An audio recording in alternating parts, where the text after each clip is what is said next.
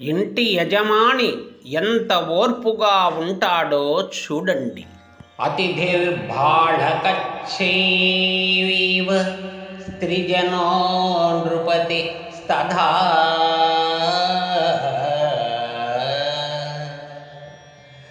ఏతే విత్తం న జానంతి జామాతా చైవ పంచమః